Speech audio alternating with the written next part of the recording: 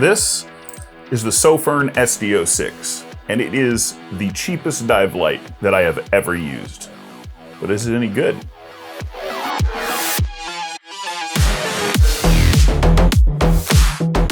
Sofirn reached out to me prior to the SD06's release to see if I wanted to review it and possibly add some feedback prior to its release, and I said yes. If you aren't a flashlight enthusiast, then you'd be forgiven for not having heard of Sofirn, but they are quite popular as a budget option. And if you've never heard of flashlight hobbyists, you should absolutely check that out because they are completely insane. These guys are building like f***ing lightsabers. I've actually had the SD01 for a while now, and I've used it on and off as a loner light or a backup primary when needed. And it's actually a pretty robust and powerful light. I'm surprised that more people don't know about it and use it. But today we're looking at the SD06. Now, normally I would do an unboxing video first and let everybody ask their questions and all that stuff so I can address them in the video. But when I received this light, it was kind of a hush-hush type of thing. It was not on the market yet. The idea was I could check it out and let them know if there's anything wrong with it that needs attention. To be totally honest, there wasn't all that much that needed to change or even really could be changed this late in the development process, but I was happy for the opportunity nonetheless. When they sent me this light, I wasn't briefed on the price, which made things kind of interesting because I didn't really know. Is this an expensive light? I didn't think so. Sofirn is usually pretty budget-minded, so I figured this was probably an inexpensive light, but I didn't realize how inexpensive. As far as specs go, you're getting a high of 3,200 lumens, and that lasts you 2.3 hours. I did confirm the runtime, and I actually got closer to 2.5 hours, so the runtime is accurate. I also compared it up against a Orca torch that should have about the same lumen output, and this one was a little bit brighter, so I can't really tell you if it's exactly 3,200 lumens, but I can tell you that it is a little bit brighter than another light that claimed to be 3,000 lumens. And that's just gonna have to be good enough until I make enough money with this channel to warrant purchasing some kind of light intensity measurement device. If 2.3 hours isn't enough runtime for you, then you can bump it down to medium at 1,100 lumens and get you a whopping 4 hours of runtime, which is pretty dang good, especially at 1,100 lumens. That's still a lot of light.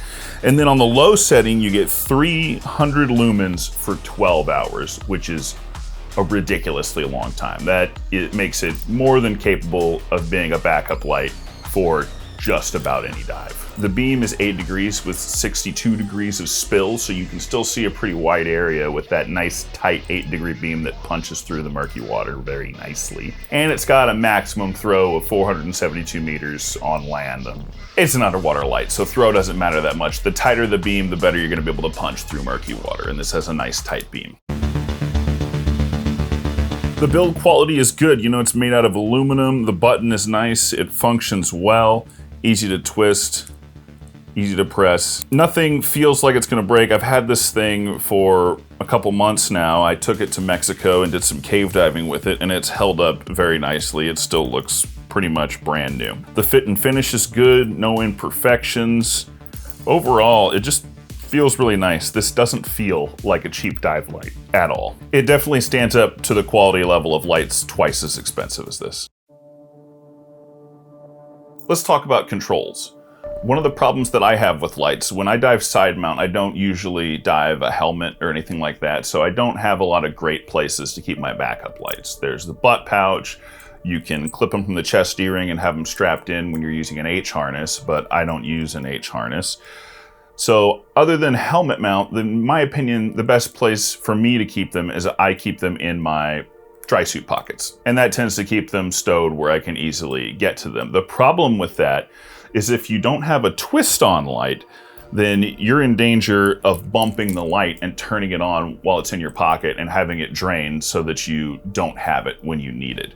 The worst case is it lights up in your pocket on land and you don't realize it long enough that it melts your suit.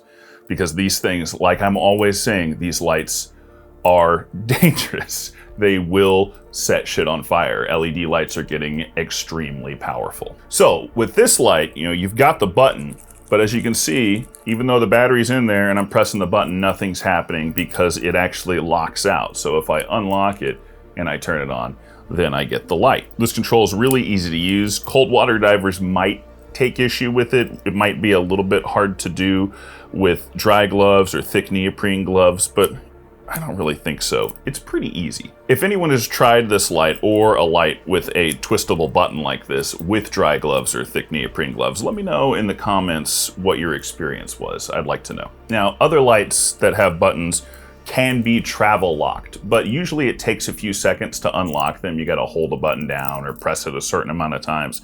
And I don't want any extra time between me and my backup light, if that's what I'm using it for. Because when you're in a cave, when your light cuts out and there's nobody else around you, it is dark, and I mean black. There is no light back there. So I want my light back as quick as possible. I want to be able to reach in my pocket, pull a light out, turn it on, good to go. No wasted time futzing around, holding down buttons or multiple button presses to unlock your light from travel mode. You just switch it on, bang. Good to go. Now, when I said this light is cheap, I meant it. It retails for $64 with the battery. That is amazing for a 3200 lumen light that burns for almost 2.5 hours. And there's already sales going on for this thing. In fact, Sofirn told me that they're going to be sending over a discount code for my subscribers, so look for that in the pinned comment below to get this light for an even better deal. Quick update on the price. Originally, I thought the price was $63.99, but it's actually $56.99 with the battery on Amazon. And with the link in the description below, you get an extra 10% off on that. And then if you click on the coupon underneath the price on the Amazon page, you get an additional 20% off. So right now, this light is going to end up totaling at like $39 with the battery. That's a good deal. This light is insane for the money. It's absolutely ridiculous. If you just need a light, get this. If you need a backup light, get it. If you want to spend a whole bunch of money on a light, don't get this one, get something else. So there's really not a reason to hesitate. It's that cheap. As far as I can tell, the specs on the sheet are accurate. So I say go for it. I give it an A+.